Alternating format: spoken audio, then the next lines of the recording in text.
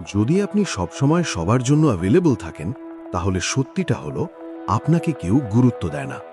হ্যাঁ, শুনতে খারাপ লাগলেও এটাই বাস্তবতা। আপনি কথা বলেন, কেউ মন দিয়ে শোনে না। আপনি চেষ্টা করেন, কিন্তু আপনাকে রিপ্লেসেবল মনে করা হয়। আর কিছু মানুষ ঘরে ঢুকেই সবার অ্যাটেনশন কন্ট্রোল করে নেয়। কেন?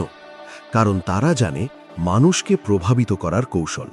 আজ আমি আপনাকে দেখাবো ৮টি সাইকোলজিক্যাল রুল, যা আপনাকে ইগনোর হওয়া মানুষ থেকে ইনফ্লুয়েন্স করা মানুষ বানিয়ে দিতে পারে। সবসময় অ্যাভেলেবল থাকবেন না। মানুষ সেই জিনিসকেই ভ্যালু দেয় যা সব সময় কাছে পাওয়া যায় না। কখনো কখনো চুপ হয়ে যান, নিজেকে দূরে রাখুন, মানুষ আপনাকে মিস করতে শিখবে। প্রতিটা মানুষের একটা দুর্বলতা আছে, লোভ, অহংকার, আবেগ বা ভয়। যে এটা বুঝতে পারে সে মানুষকে ইনফ্লুয়েন্স করতে পারে। সবাইকে একভাবে ট্রিট করা এটাই সবচেয়ে বড় ভুল। কখনো কাউকে পুরোটা দিয়ে দেবেন না, পুরো অ্যাটেনশন, পুরো ভালোবাসা, পুরো ভ্যালু। কারণ মানুষ ভ্যালু পায় না পাওয়া জিনিসে, ভ্যালু পায় পাওয়ার আশায়। একটু দিন, তারপর সরে যান। এই গ্যাপটাই আপনাকে পাওয়ারফুল বানাবে।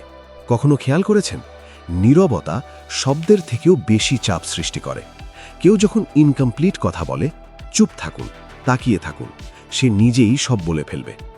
সবসময় স্মার্ট দেখাতে যাবেন না, কখনো কখনো বোকা সাজুন। মানুষ তখন গার্ড নামিয়ে দেয়, আর ঠিক তখনই আপনি সব বুঝে ফেলেন। কোনো গ্রুপ যদি আপনার বিরুদ্ধে যায়, তাদের সাথে লড়বেন না, তাদের ভিতরেই সন্দেহ তৈরি করুন। একটু ডাউট, একটু কনফিউশন, আর তারা নিজেরাই ভেঙে যাবে। সবসময় ভালো হলে মানুষ আপনাকে দুর্বল ভাববে। রেসপেক্ট শুধু কাইন্ডনেস দিয়ে আসে না, আসে বাউন্ডারি দিয়ে।